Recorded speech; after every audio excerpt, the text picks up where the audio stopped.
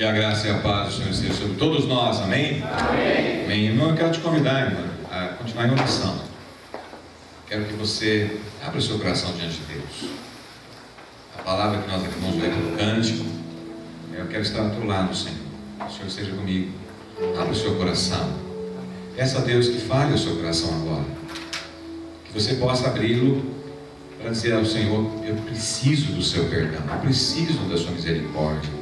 Preciso que o Senhor olhe para dentro de mim, me cure, me restaure, me prepare para continuar nesse culto de adoração, nesse culto de louvor ao Senhor. Agora também ouvindo a palavra do Senhor diretamente para a minha vida. Olha a Deus agora, continue nesse momento de oração, pedindo a Deus que fale a você, que você possa se abrir a Ele. E peça a Deus que nesse instante você possa estar sendo lavado, restaurado, perdoado. Tenha um tempo nesse instante de falar com Deus pela tua vida.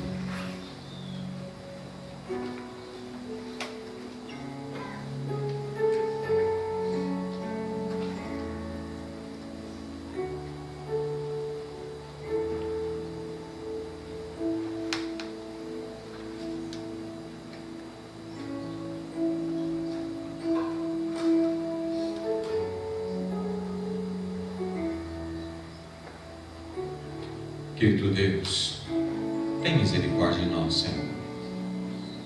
Nós só chegamos a Ti, Pai, como estamos. Mas como estamos, nós precisamos desesperadamente do Senhor para ver produzir em nós, ó Deus, conhecimento, entendimento, arrependimento, contrição, para que nós possamos nesta hora, Pai, diante do Senhor, com toda reverência, com todo temor e com todo tremor, pedir que o Senhor esteja lavando a nossa alma, purificando o nosso ser e abrindo o nosso entendimento para a Tua santa vontade, Sua santa palavra. Deus, tem misericórdia de nós, Senhor, em nome de Jesus, em nome de Jesus. O Senhor conhece particularmente cada um de nós. O Senhor sabe exatamente como nós somos e como nós estamos.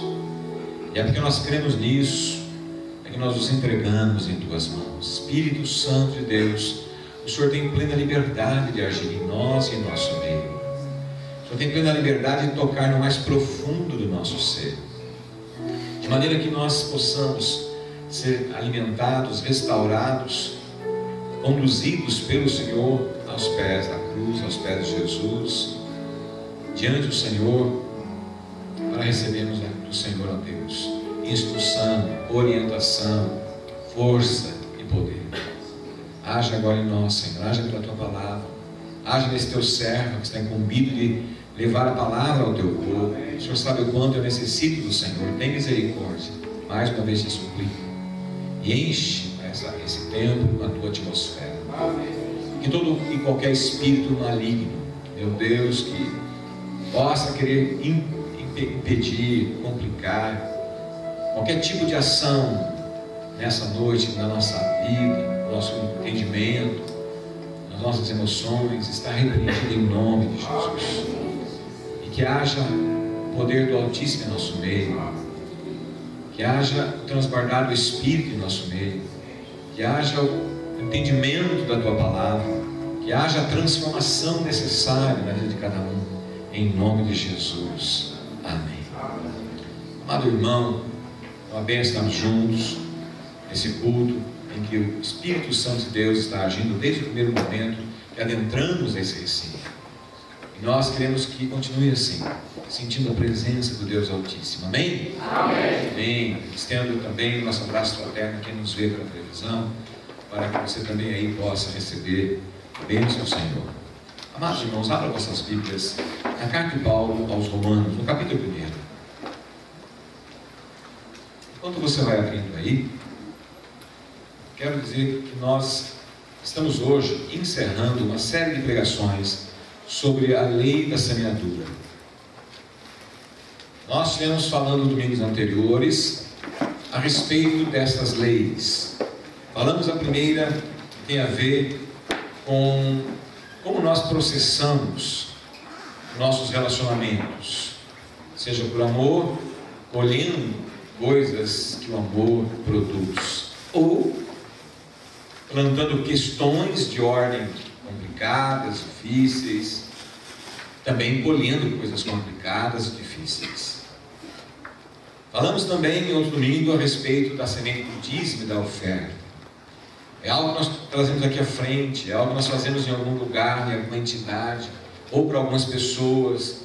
É aquela semente que produz, de fato, questões de ordem material, tanto para quem recebe, mas também para quem está ofertando e dando e entregando.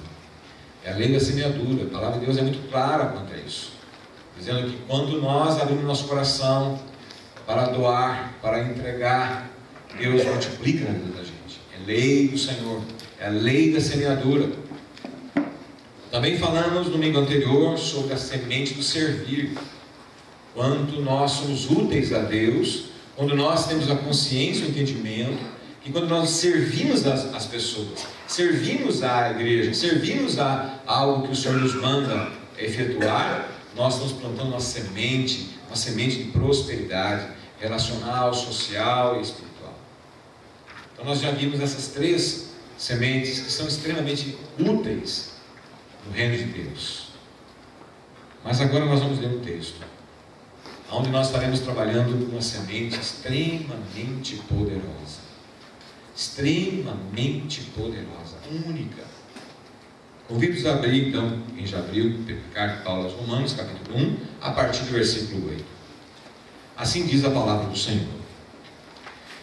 Primeiramente, dou graças a meu Deus, mediante Jesus Cristo, no tocante a todos vós, porque em todo o mundo é proclamada a vossa fé. Porque Deus, a quem sirvo em meu espírito, no Evangelho de seu Filho, é minha testemunha, de como incessantemente faço menção de vós, em todas as minhas relações, suplicando que, em algum tempo, pela vontade de Deus, se me ofereça a boa ocasião de visitar-nos. Porque muito desejo ver-vos, a fim de repartir convosco algum dom espiritual, para que sejais confirmados. Isto é, para que em vossa companhia, reciprocamente, nos confortemos por intermédio da fé mútua, vossa e minha. Porque não quero, irmãos, que ignoreis que muitas vezes me propus ir ter convosco, no que tenho sido até agora impedido, para conseguir igualmente entre vós algum fruto, como também entre os outros gentios. Pois sou devedor tanto a gregos como a bárbaros, tanto a sábios como a ignorantes. Por isso, quanto está em mim, estou pronto a anunciar o Evangelho também a vós outros em Roma. Pois não me envergonho do Evangelho, porque é o poder de Deus para a salvação de todo aquele que crê, primeiro do judeu e também do grego. Visto que a justiça de Deus se revela no Evangelho, de fé em fé, como está escrito, o justo viverá por fé. Que Deus se digne abençoar, mais uma vez pedimos, a sua santa palavra para a nossa vida, em nome de Jesus. Querido irmão, não sei se você reparou que há uma palavra que se repete nessa leitura. Vários versículos, né? Olhamos ali nos versículos que vimos, ele começa falando sobre o Evangelho, versículo 9, o Evangelho. Depois ele continua falando, no versículo 15, anunciar o Evangelho. 16, não me envergonhe do Evangelho. E 17, Deus se revela no Evangelho. Evangelho. Eis diante de nós a semente divina, a semente que Deus deu à humanidade de uma maneira única. Evangelho. E nós queremos conversar hoje sobre essa semente maravilhosa do Evangelho, nos atendo a 2 versículos, dentro de todos que lemos, mas vamos nos ater a 2 versículos. Primeiro versículo 16, onde Paulo ele traz à tona essa questão do Evangelho de maneira realmente impactante. Ele diz: pois não me envergonho do Evangelho. Diga junto comigo: eu não me envergonho do Evangelho. Mais uma vez: eu não me envergonho do Evangelho. E ele continua dizendo: porque é o poder de Deus para a salvação. É o poder de Deus para a salvação, para todo aquele que crê. É o poder de Evangelho, o poder de Deus para a salvação.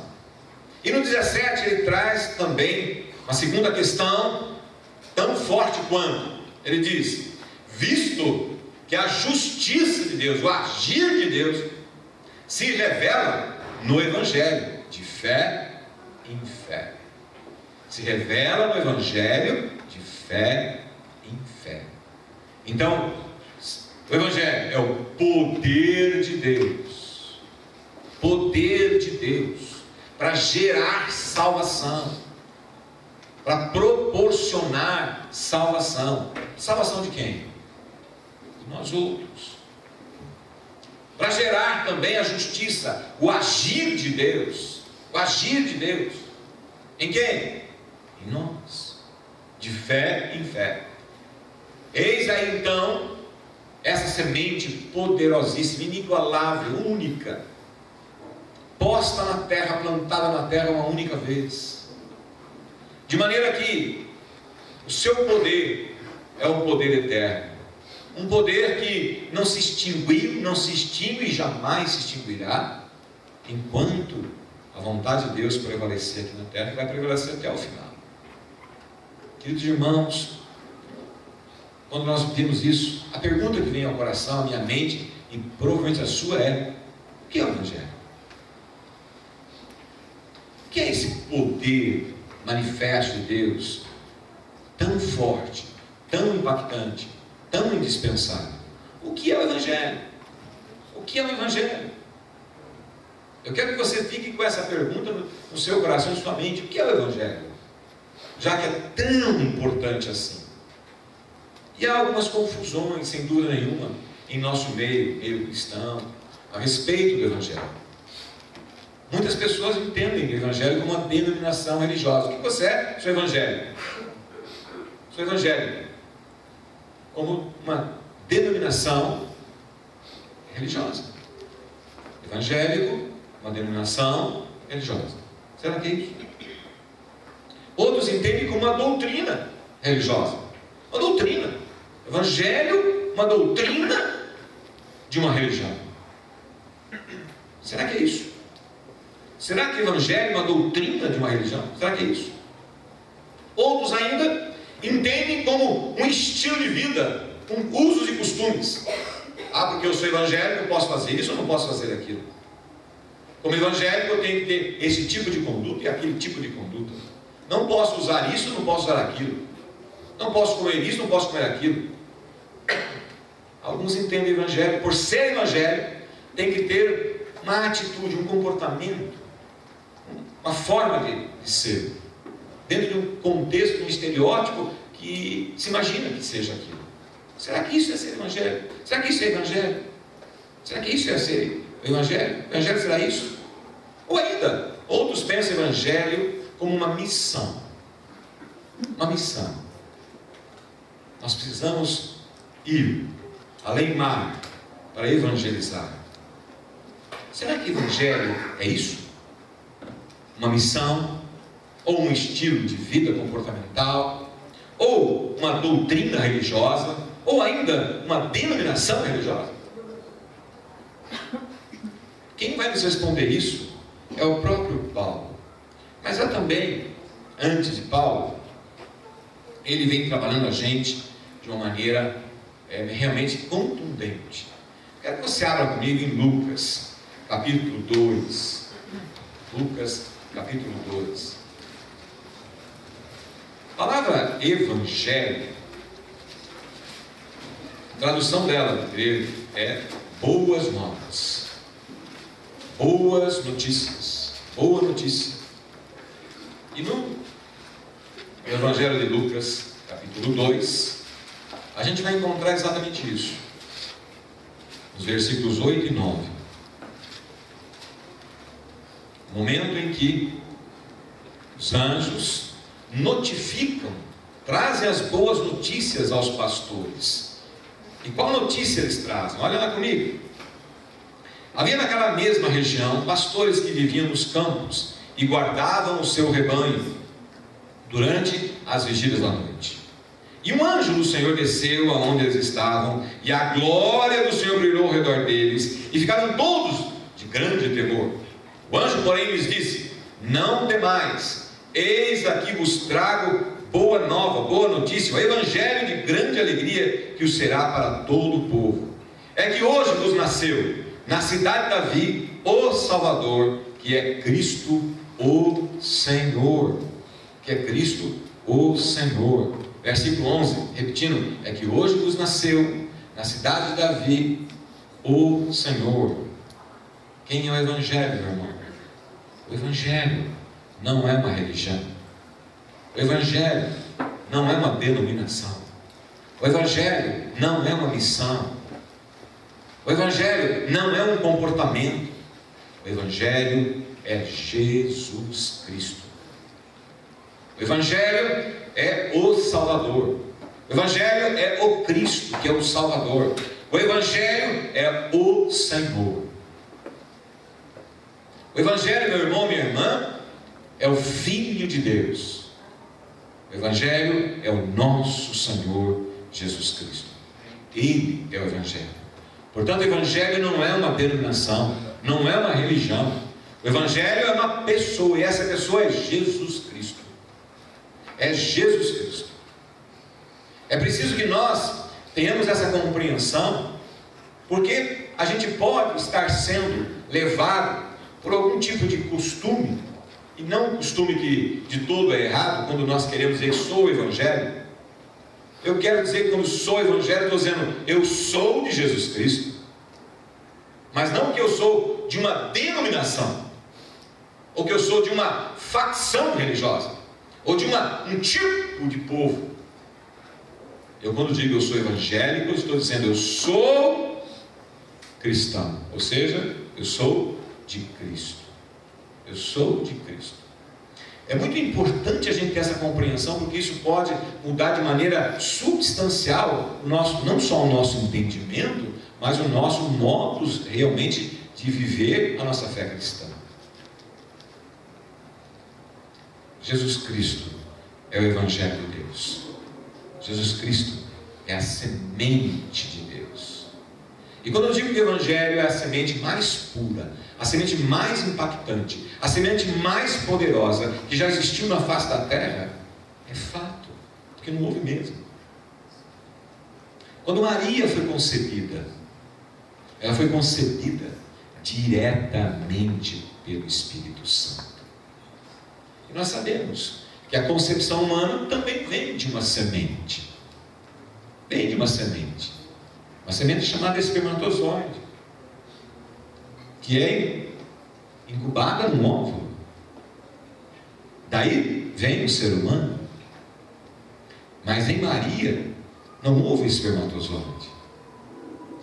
Houve a ação direta, única e exclusiva de Deus, de onde nós temos Jesus Cristo, Messias, Rei e Salvador. Meu irmão, minha irmã, essa semente é uma semente tão impactante que rachou os tempos em dois. Essa semente é tão impactante que ela conquistou o império inteiro. Essa semente é tão impactante que ela promove todos os dias milagres e milagres, e o maior milagre que se tem notícia é a transformação de um ser humano perdido, destruído, acabado, sem rumo, num filho de Deus, numa pessoa completamente reestruturada. Essa semente age e vai continuar agindo até a volta de Jesus, operando um poderoso agir na terra, como nunca houve, não há e nunca haverá. Nós estamos falando de uma semente que, quando plantada, quando levada na vida de uma pessoa, ela promove nessa pessoa nascer de novo. Ela nasce de novo, essa pessoa nasce de novo. Ela sai de de toda a sua infraestrutura para uma reestrutura absolutamente nova. Esse é o poder dessa semente. Essa semente, quando entra numa família, uma família desestruturada, uma família vivendo de incompatibilidades, uma família vivendo de maneira extremamente rápida para a destruição, mas quando essa semente entra numa família, ela gera vida e vida em abundância. Meu irmão, minha irmã, isso não é uma falácia nem uma teoria. Nós todos sabemos disso, até porque cada um de nós aqui vive essa experiência. Essa semente, ela tem o poder de gerar uma vida e uma vida eterna. Uma vida e eterna. Todas as sementes que são plantadas aqui na terra, todas, sem exceção, todas, tem um tempo de plantar, tem um tempo de germinar, tem um tempo de nascer, tem um tempo de crescer, mas tem um tempo de morrer. Mas essa semente, quando plantada, é eterna. É eterna. É eterna. E Paulo fala assim, nos versículos que nós lemos lá, voltando lá em Romanos, capítulo 1, ele diz no versículo 16: eu não me envergonho do Evangelho. Eu não me envergonho do Evangelho. Meu irmão, minha irmã, isso é muito importante a gente começar a compreender, que quando ele está dizendo eu não me envergonho do Evangelho, o que ele está dizendo para mim e para você? Que há pessoas que se envergonham.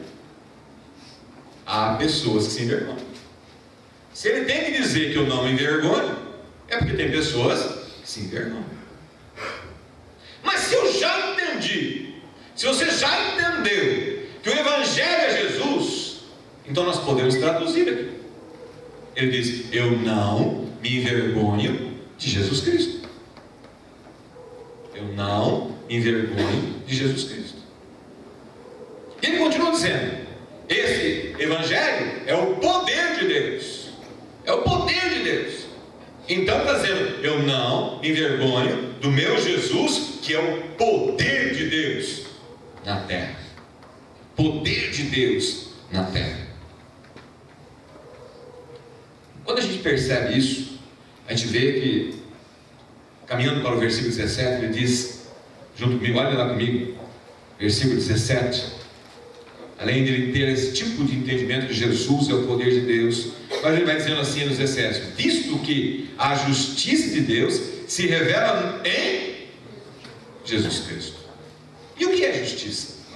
É o agir de Deus, o agir na minha vida e na tua vida, o agir aonde vem e faz revelações. Ele vai revelando quem Ele é, vai revelando por que Ele está, e vai revelando como Ele vai agir na sua vida e na minha vida.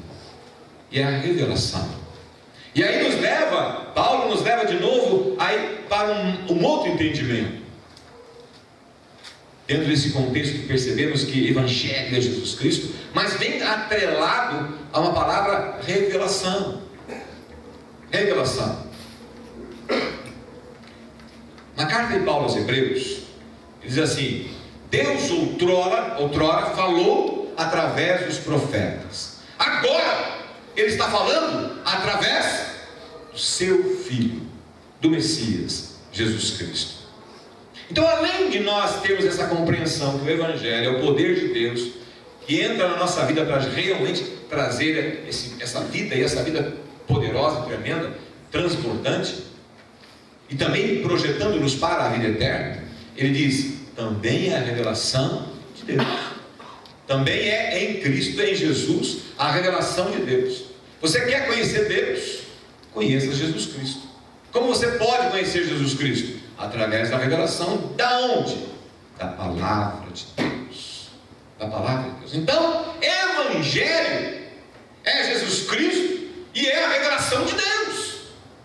Através do Evangelho, você tem à disposição não somente o poder de Deus em Cristo para gerar vida, libertação, cura.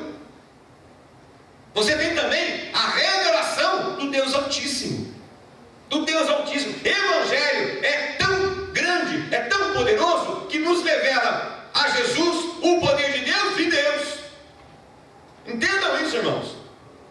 Evangelho é algo que nos leva a sair dessa esfera natural e entramos na esfera sobrenatural. Por isso que Jesus sempre insistia que o reino de Deus estava próximo. Arrependam-se, arrependam-se, arrependam-se. Meu irmão, o que é se arrepender? Se arrepender é parar para pensar no que você é e como você está, porque há nesse momento uma grande intenção de Deus de mudar a tua vida. E a sua vida mudará como? Pelo Evangelho. Pelo Evangelho. Porque é o poder de Deus de mudar as coisas, as situações, as pessoas. É o Evangelho. É o Evangelho. Nós estamos vivendo uma cultura extremamente nefasta. Nós estamos num século extremamente complicado. Por quê? Porque a igreja está parando de pregar o Evangelho. Não que ela não esteja indo falar de coisas de Deus, mas não está falando do Evangelho. Está se preocupando muito em gerar satisfação para as pessoas. Está se preocupando muito em gerar solução para as pessoas. Mas a solução e a satisfação vem pelo Evangelho. Não é o contrário. Nós temos que compreender que essa semente do Evangelho é o poder de Deus para mudar qualquer situação que se apresente contrária à vontade de Deus, ou que esteja complicando você de ter uma comunhão com Deus. Esse é o Evangelho. Nós precisamos compreender isso. Há uma íntima relação de Jesus com o Evangelho e com a sua palavra. Uma íntima relação. Não há como você desassociar Jesus, palavra e Evangelho. Não tem como. Jesus é o Evangelho, Jesus é a palavra é Jesus, e a palavra é o Evangelho é a palavra. Não tem como desassociar isso. Então como é que nós podemos viver uma vida cristã que se diz digna de ser cristão, desassociado de uma vida envolvida com o Evangelho, que é envolvida com Jesus? Quando você está vivendo com Jesus, você tem que estar vivendo com o Evangelho. Se você diz que é Evangelho, você está vivendo com Jesus. Mas como isso? Que forma eu posso gerar isso? Queridos, Paulo dá essa ênfase quando ele diz que não se envergonhe do Evangelho. Por quê? Porque se eu me envergonho de falar do Evangelho, eu me envergonho de Jesus. Presta atenção nisso. Se eu não falo do Evangelho, é porque eu não falo de Jesus. Se eu não creio no poder do Evangelho que transforma vidas, que transforma realmente pecadores em filhos de Deus, pecadores em pessoas santas, então eu não creio em Jesus. Presta atenção nisso, porque está interligado, está muito interligado. O que tem acontecido, meu irmão e minha irmã, ao longo desse planeta com a questão evangélica, cristianismo? Se você for para a Europa, eu e a Alice estivemos há 2 anos atrás, uma grande metrópole da Europa, e domingo nós queríamos ir numa igreja evangélica. E nós pegamos no hotel a lista para encontrar uma igreja evangélica, e a gente não encontrou. Aí nós fomos no Google, para encontrar, e a gente teve uma dificuldade enorme para achar. Estamos falando de Madrid, a grande metrópole. Depois nós fomos para Barcelona, estivemos em Lisboa, e a gente não conseguia achar. E em Portugal, uma cidade um pouco menor, eu tenho uma prima, nós fomos visitá-la, e ela é cristã, e nós fomos na igreja dela. A igreja dela era uma sala, um terço desta, e ela dizia: esta ainda é uma grande igreja aqui. templos cristãos tem bastante, enormes, monumentos. Nós estávamos no hotel, em um desses templos enormes, apareceu na televisão, e estava tendo uma cerimônia religiosa, e a televisão mostrou que deveria ter talvez 5% de cadeiras ocupadas naquela cerimônia, que a televisão estava mostrando, 5%. Aquele templo enorme, e algumas pessoas na frente, pouquíssimas pessoas naquela cerimônia religiosa que estava tendo, na igreja cristã. No outro dia nós fomos visitar a cidade. Dentro da nossa visita, no tour, nós caímos nessa cidade, nessa igreja, porque fazia parte do tour, e estava lotada, cheia de gente, tudo com maquininha fotográfica fotografando, todo com maquininha fotográfica fotografando, porque era uma igreja mais que centenária. Cristianismo destituído de Jesus Cristo é nada. É nada. E Jesus Cristo é Evangelho. E Evangelho é Jesus Cristo. Por isso, meus irmãos, se nós não pregamos o Evangelho, deixamos de viver Jesus. Entenda isso. Se eu não tenho convicção de que essa semente se chama Evangelho, essa semente, se eu não tenho convicção que essa semente vai produzir vida, eu perco a vida. Entenda a dinâmica disso. Essa é a semente de Deus. O Evangelho é a semente de Deus. É a semente que promove vida, é a semente que promove cura, é a semente que promove libertação, é a semente que restaura, é a semente que traz realmente tudo que o ser humano precisa, tudo. E o que nós estamos fazendo com essa semente? O que você está fazendo? Como você está lidando com isso? Se é que você tem essa semente em autoestima, se é que eu tenho essa semente em alta importância, de novo eu repito, a semente que é Jesus Cristo, ele tem que ser plantado, ele tem que ser plantado, ele tem que ser levado, ele tem que ser trabalhado, ele tem que ser operado. Isso é Evangelho. Jesus disse para nós outros que nós temos que tratar disso com muita seriedade, com muita importância, meu irmão, minha irmã. É sério demais, porque essa semente é semente de Deus. E quem são os agricultores dessa semente? Nós, você, eu.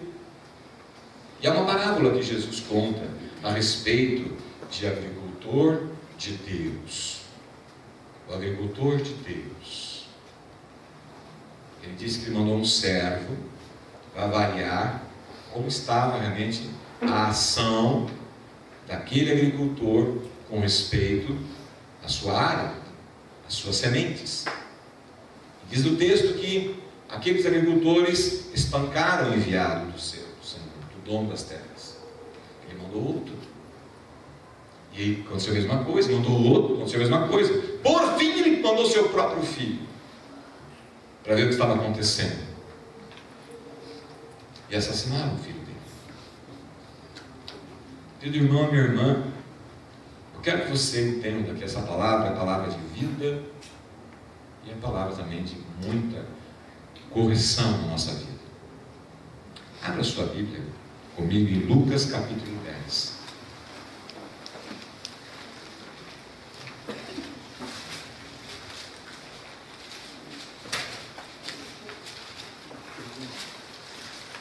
Trinta e 33.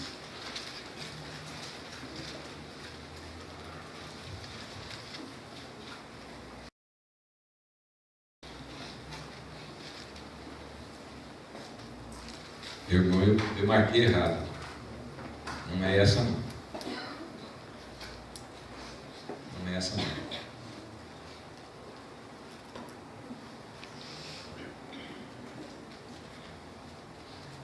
Não é essa passagem.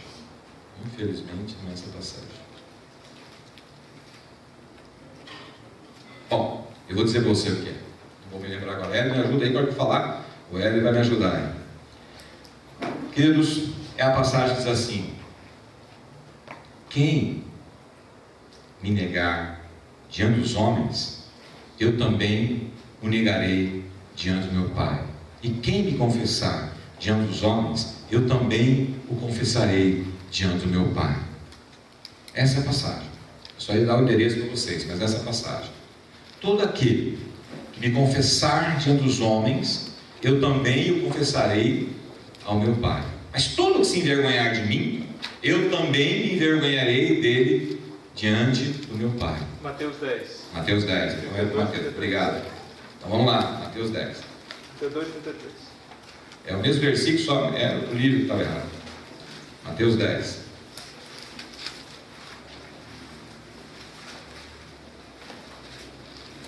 Olha lá. Portanto, todo aquele que me confessar diante dos homens, também eu confessarei diante do meu Pai que está nos céus.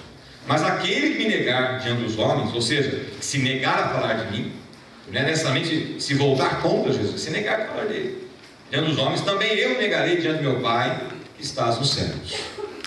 Querido irmão, o que Mateus está dizendo para mim e para você? Que está diretamente ligado conosco essa questão de falar do Evangelho, falar de Jesus, falar do poder que há no nome de Jesus. E o que acontece comigo e com você se nós nos omitimos de falar? Duas coisas. A primeira, eu não creio que há poder no nome de Jesus. Eu não creio que há poder em Cristo para ser uma semente que vai reverter, que vai curar, que vai libertar, que vai salvar.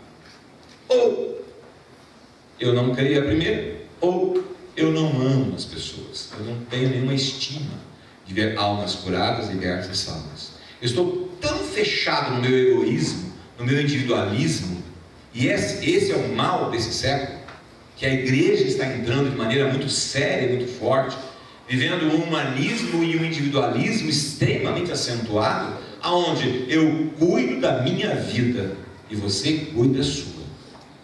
Quando o Evangelho não é nada disso. O Evangelho é exatamente doação. O Evangelho é exatamente ir. Ide por todo mundo e pregar o Evangelho, diz Jesus. Ide por todo mundo e pregar o Evangelho. Ide e pregai. É ir. É levar essa palavra, porque essa palavra é a palavra que cura. O nome de Jesus é o que cura. A presença de Jesus é o que cura, é o que liberta, é o que traz vida, é o que traz restauração.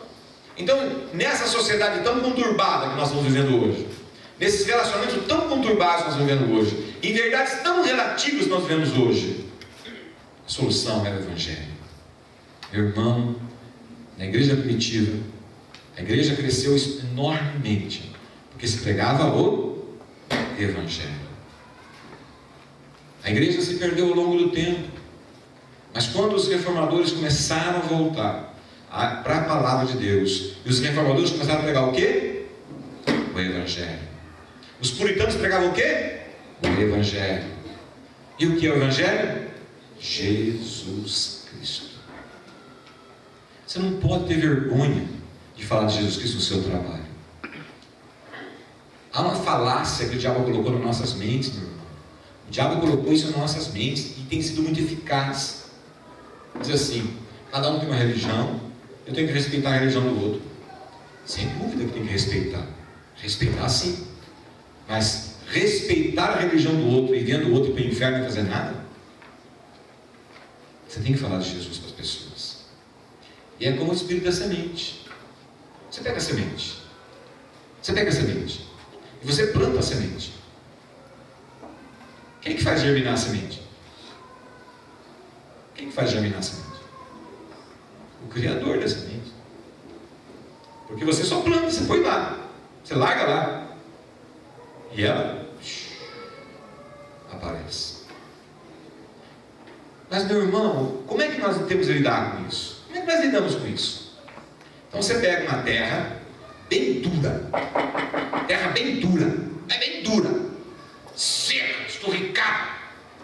Você pega uma semente e põe ali. Qual a probabilidade dessa semente germinar? Mas, irmãos, é Deus que faz a vida. É Deus que faz a vida. A semente é dele. Mas por que não germina? Pode até germinar, mas naturalmente não é assim que funciona. O que se faz o agricultor, o lavrador? O que ele faz? Ele pega o seu arado e vai naquela terra dura, aí, remexe com a terra. Mas hoje em dia o que se faz?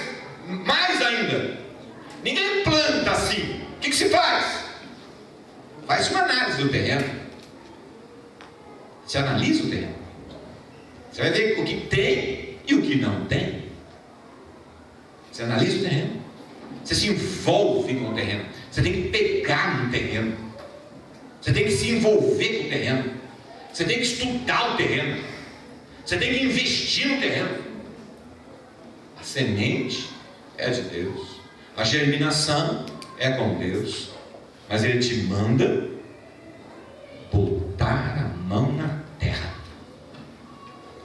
Botar o seu coração na terra. E aí, a semente planta de qualquer jeito, em qualquer época, em qualquer momento? Não. Você tem que esperar o momento certo, o jeito certo de fazer isso. Aí, fazendo isso, a semente vem, linda e maravilhosa. Aí você vira as costas, espera ela frutificar. É assim? Não. Você tem que discipular a semente. Você tem que discipular aquela vida que veio. Você tem que se envolver com ela. Você tem que cuidar para que mato não suba ao redor dela e afogue. Você tem que cuidar para que peste não venha sobre ela. Você tem que cuidar para que aquela semente plantada que você plantou com tanto carinho, com tanto amor e com tanta expectativa, venha dar o fruto que se espera. Mas você tem que se envolver com ela. E quando você se envolve com ela, que você dá amor, dá cuidado, dá atenção, evita que o mal chegue nela, então ela cresce. E daqui a pouco ela está grande. E daqui a pouco ela não precisa mais de você. Daqui a pouco ela vai sozinha. E ela vai fazer o quê?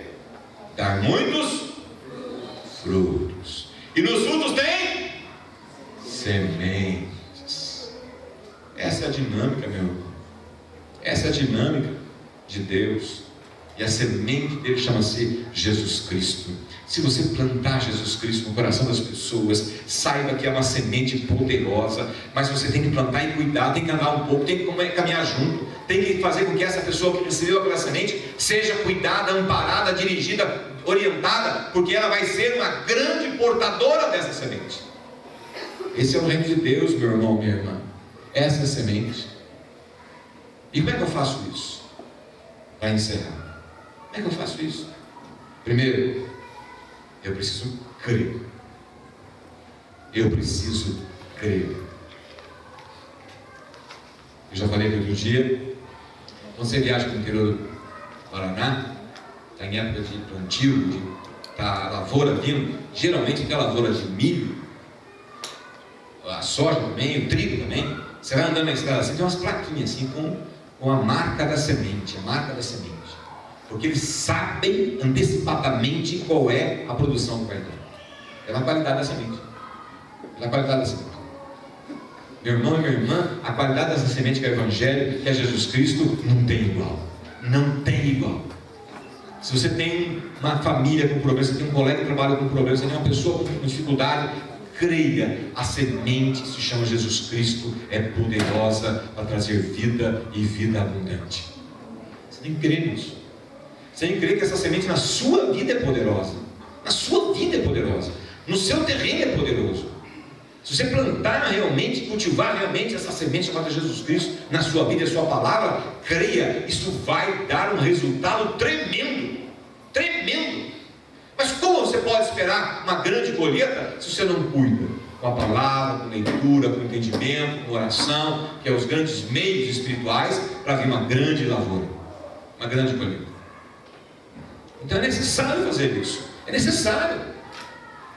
Segunda coisa que você precisa fazer, meu irmão e minha irmã, é viver intensamente esse Evangelho. Viver intensamente. Viver Jesus Cristo. Você tem que respirar Jesus Cristo. Eu tenho que respirar Jesus Cristo.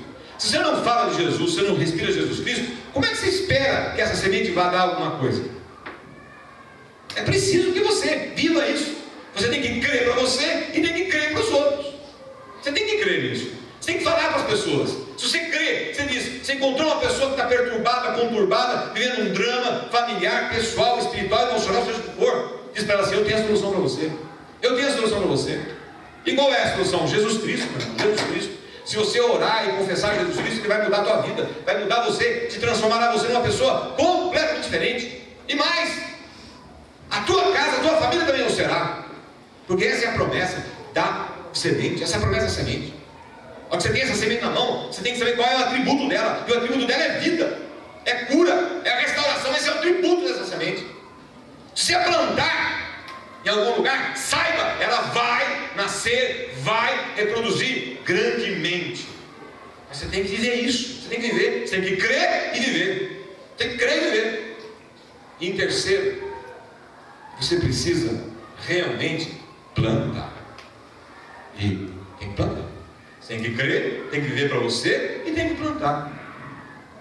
O agricultor pode ser o que for, se ele não plantar, ele não colhe nada. E o que é pior, se ele não plantar, a terra vai ficar árida, vai ficar ruim, vai ficar cada vez pior. Se ele não plantar, a terra vai nascer, porque senão ou nasce a semente de vida ou nasce a semente de morte. Não tem jeito. Você já viu como é que funciona isso? Você tem um terreno que você cultiva. Você para de cultivar.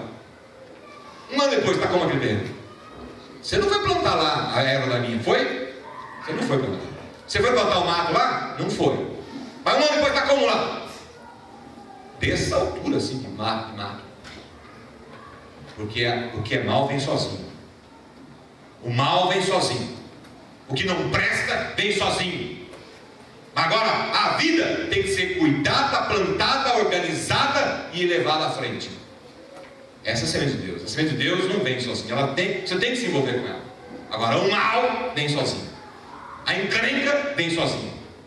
E terreno que não é plantado, o mal florescerá. Portanto, a vida do Evangelho é dinâmica, é constante, não pode parar nunca. Isso vale para você, agricultor, e para mim. Quem já quebrou um braço uma vez? Quem já quebrou um braço? Uma perna? Você teve que engessar? Eu tive que engessar o braço. Depois de um tempo que o braço está engessado, quando você tira 40 dias depois, como é que está o braço? Desse tamanho, atrofiado. Atrofiado. É assim, meu irmão. Quando você não age, você atrofia. Se você não for um plantador e uma plantadora, espiritualmente você atrofiará. Entenda isso, meu irmão, minha irmã. Entenda isso. Se você não crê que o Evangelho produz vida, então você atrofiará. Se você não plantar, você atrofiará espiritualmente. E quando você não está bem espiritualmente, hoje nós estávamos na escola dominical e estávamos falando aí sobre ações psicológicas, né, Igor? O Igor estava dando uma aula para nós lá e estava dizendo, né, que quando você tem um problema de ordem espiritual, redunda no emocional e redunda no físico. E é isso. Então você tem que entender o seguinte, meu irmão: quando você se omite em plantar o Evangelho, você atrofia espiritualmente. Essa é a dinâmica. Não há como. Por isso que a Europa está o que está. Por isso que está acontecendo pelo mundo. O Evangelho está acontecendo como está. O cristianismo está acontecendo como está. Por quê? Porque está atrofiando pela falta, pela ausência do Evangelho. E quando é a ausência do Evangelho? Quando eu e você não trabalhamos com o Evangelho. O Evangelho de Jesus Cristo. Se você não fala de Jesus Cristo para as pessoas, você está atrofiando. Entenda isso. Não há como ser diferente. O cristianismo é um ato dinâmico, para cima ou para baixo. Não há como parar no tempo. É assim que funciona. Se você não fala de Jesus para as pessoas, você atrofia espiritualmente, consequentemente emocionalmente, consequentemente fisicamente. É assim. Por isso que nós estamos entendendo hoje essa semente poderosa que pode pegar a sua vida e transformar a sua vida. Creia no Evangelho. Creia no poder que há no Evangelho. Creia nisso. Creia nisso. Creia nisso. Viva isso. Creia e viva isso. Creia, viva, e você será realmente um grande agricultor de Jesus. porque é tudo que Ele está esperando em sua vida, em minha vida e na vida dessa igreja. A semente do Evangelho é a semente mais poderosa que já foi trazida à terra. Nunca houve antes, nunca houve outra depois. A semente do Evangelho é a semente da vida. E se você lidar com seriedade com a vida, você terá que ser um grande agricultor de Jesus. Eu quero te convidar a baixar sua cabeça, meu irmão. Cadê o professor Luciano? Está por aí? Luciano, eu quero que você venha aqui. Depois eu quero que o conjunto também venha aqui em cima daqui a pouco e cante essa última música que vocês cantaram aí, de Jesus, do Galileu. Que nós terminemos o culto daqui a pouco cantando essa melodia juntos. Baixe sua cabeça, meu irmão. Eu quero te convidar nesse momento a realmente, à medida que você compreendeu a questão do Evangelho, eu gostaria muito que todos nós, sem exceção, pudéssemos sair daqui hoje, não com a compreensão tão somente, mas com a decisão de nós sermos evangelizadores, ou seja, proclamadores que Jesus Cristo é a solução. A sociedade precisa disso, a humanidade precisa disso. Se há algo que resolverá a sociedade, chama-se Jesus Cristo. Ele é a solução para a sociedade. Ele é a solução para a tua vida. Ele é a solução para as nossas famílias. Ele é a solução da igreja. Vamos orar.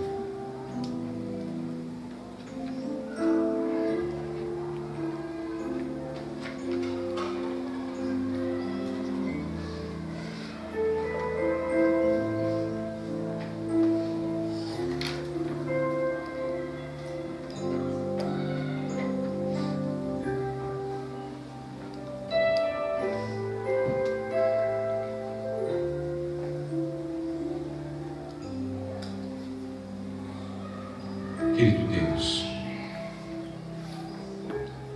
nós sabemos, ó Pai, o quanto nós somos influenciados pela cultura, pelo secularismo e pelo mundo. E essa influência, meu Pai, tem nos levado às vezes a esfriar com respeito à nossa vida e dos teus filhos. E aí nós paramos de falar de Jesus às pessoas. E o diabo tem colocado às vezes em nossa mente essa coisa terrível de dizer que nós não podemos falar de Jesus às pessoas, porque as pessoas têm as suas religiões. Ó Pai, tem misericórdia de nós. Coloca agora no meu coração, no coração de cada um aqui, ó Deus, o desejo ardente de sermos evangelizadores, ou seja, agricultores de Jesus, agricultores do reino de Deus, para que vidas possam ser resgatadas, para que vidas possam ser levadas aos pés de Jesus. Tem misericórdia de nós. E muda, meu Deus, esse pensamento, esse sentimento em cada um de nós e nos transforme, Pai, em verdadeiros agricultores do reino de Deus. Ajuda-nos, ó Deus, porque o Senhor sabe que isso é difícil mexer na nossa mente. Nós somos inculcados, infelizmente, com essa paralisia de que a vida religiosa de cada um é da responsabilidade de cada um. E nós nos esquecemos desse momento. O Senhor mandou a gente ir e falar de Jesus às pessoas. As pessoas também têm tido ultimamente, ó Deus, um entendimento errado a respeito de Jesus. Nós temos que levar a palavra correta, que Jesus Cristo é Senhor e Salvador de todo aquele que crê e será salvo, porque essa é a sua palavra. Mas dá-nos, ó Deus, não somente esse entendimento, mas a coragem, a vontade, a decisão, a disposição de sair e falar para as pessoas: Jesus Cristo pode ser aquele que curará você, que restaurará você. Basta que você creia que Ele é Senhor e Salvador. Meu Deus, coloque isso dentro do nosso coração como um fogo que nos queima por dentro, que nos levará, ó Deus, a proclamar que só Jesus Cristo salva. Aleluia. Meu Deus, tem misericórdia de cada um que está aqui nessa igreja. Eu te peço, Pai, que nós não saiamos daqui essa noite do mesmo jeito que entramos. Por favor, Senhor, eu te peço, por favor, tem misericórdia dessa igreja, meu Pai. Derrama sobre eles, ó Pai, a tua paz, o teu amor. Eu te peço em nome de Jesus, Senhor. Em nome de Jesus. E a tua instrução, a tua orientação, a tua força e o teu poder. Em nome de Jesus. Amém. Amém, queridos. Glória a Deus. Amém, irmãos? Amém. Vamos ficar em pé.